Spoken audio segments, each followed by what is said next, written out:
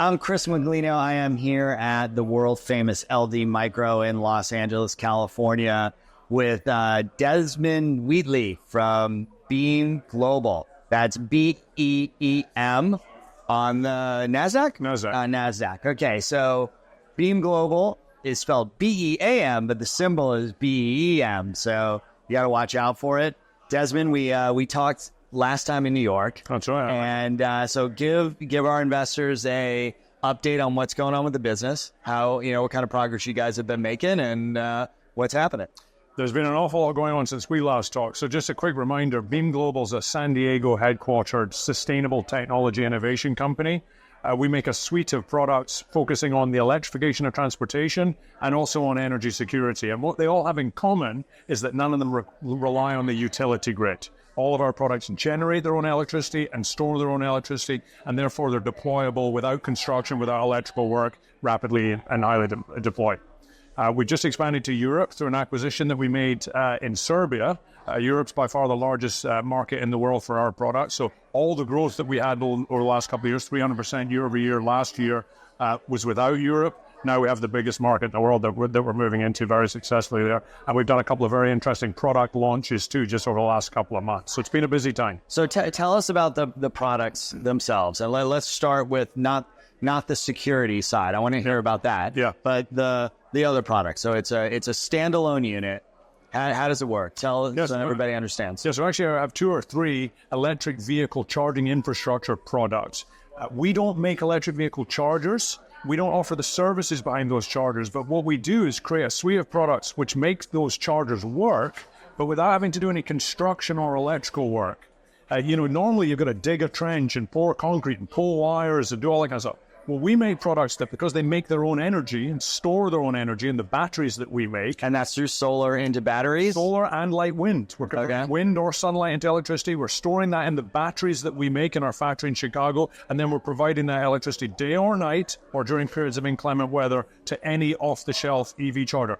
And when I say inclement weather, by the way, we just 2 or 3 weeks ago released a press release showing our products still operating in the middle of Hurricane Helene in 8.5 feet of storm surge. We're flood-proof to 9 feet. Wow. So we survived that, and the lights are still on, the products are still operating, even in the middle of that hurricane. So it's a very robust product. If I pull on my EV into this, what kind of kilowatt power is coming into the car? Yes, How fast? Yeah, so a typical product that we're putting out is going to put about 265 driving miles a day into any number of electric vehicles. At what speed? Anywhere from the slowest charging rates, 5 miles an hour, which works really well for certain fleet vehicles, overnight charging, all the way up to 20 or 30 miles in an hour. The thing to remember is that the average vehicle in the United States of America drives 30.4 miles per day. And so plugged into one of our units for an hour or so, they're going to get their full daily range replenishment. Our fleet customers, like the U.S. Army, the Marine Corps, New York City, state of California, they're driving typically less than 20 miles a day. So we might plug as many as 5 of them into one of our products each day. They will all get their daily range replenishment. And how many of these are out there? Like what's thousands. Really? Yes. Thousands Yes. of them are out there. Okay. Yes. And in the harshest conceivable environments. What's interesting about our products is because we don't connect to the utility grid, people don't put us where the grid exists. People put us in all the really hard to deploy locations. And by the way, sometimes that's Manhattan. It's really hard to get the grid across the street in Manhattan. Sometimes it's in the desert in Mercury, Nevada, in hurricane zones, in freezing places. Same product, working fantastically in the harshest conditions all over the United States, and now rapidly growing into Europe as well. In fact, we just deployed in Cyprus, of all places. How do your units get exposure to the EVs? Like, can an EV see your unit on a map in their car? Does it get registered? Yes. So all of our customers, the people who own our products, they are deploying them in whatever software packages that they'll use. So if it's a ChargePoint charger on there, then we're on the ChargePoint network. We're also on PlugShare and all the others. If it's for the fleet, for the U.S. Army, for example, they have their own means of communicating to the soldiers in the Army where these EV chargers are. And from a tactical, most of what we're doing is non-tactical with Army, but from a tactical point of view, you talk about a product that does not need liquid fuels, does not have a heat signature, doesn't make any noise, so it's hard to target in a forward operating environment, but it will always provide energy. So let's talk about the security side now. What's This is new. I don't think we talked about this last time. So what's going on the security side? Yeah, so the thing is, we're living at a time when we are more reliant than we've ever been on electricity. If you think your own life, everything that you own now operates on electricity one way or another. And by the way, an awful lot of them on batteries. So we make our own batteries as well in Chicago. But electricity at the same time is less reliable than it's ever been. We have more blackouts and brownouts than at any time in our history. Our products are immune to centralized grid failure. So if the Chinese or the Russians or the Iranians, all of whom have hacked our grid, turn the power off on regional or national, but our products will continue to provide electricity into that New York Police Department car, electricity into that U.S. Army vital mission capability. So we're providing stability and security in a way that can't be hacked or broken into by those, and also can't be taken down by hurricanes or wildfires or those sorts of things. Now, the ultimate embodiment of that is we've just created a product, just launched a product called BEEM Well. This is a combination of e-mobility, electricity, and also desalination. So we're taking salt water or brackish or dirty water, we're converting it into fresh, clean drinking water, and then we are providing electricity for cooking and for refrigerating medical supplies, and then we're providing the e-mobility to deliver those vital resources to people in the regions where they're deployed. This is for war zones and post-disaster zones.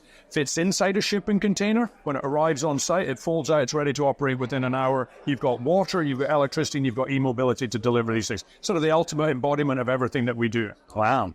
It sounds like the kind of thing that government agencies would have to buy. And like you could mandate that this has to be there, especially for emergency vehicles, police, army, things like that.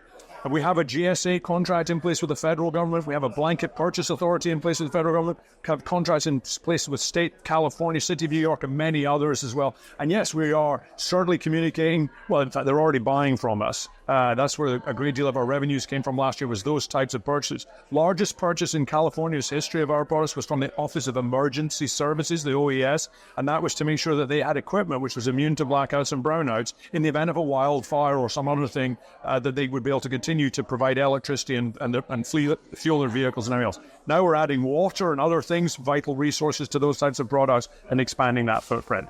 That's great.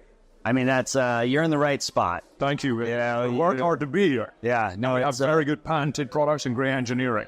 It's there's more and more electric vehicles, especially here in California. I know, you know, you're going to see that growth over the years across the country, but I mean, they're everywhere in California. They certainly are. I drive one. I love it. So do I. You know, I haven't gotten gas in a car in years now. Same here. And I just go home and I plug it in, and you know, I'm ready to roll. And I think that, you know, this kind of thing is especially in remote areas. You know, it's going to be absolutely necessary. But so what's interesting, it turns out it's actually harder to deliver electricity to some locations in Manhattan than it is in the national. We're also deployed in national parks and other places like that. It's easier to get a circuit there than it is to just get it across the street in Manhattan. So it's a weird... And the cost is, yeah. Oh, yeah. But the thing is, in Manhattan, can you get the sun and the wind you need?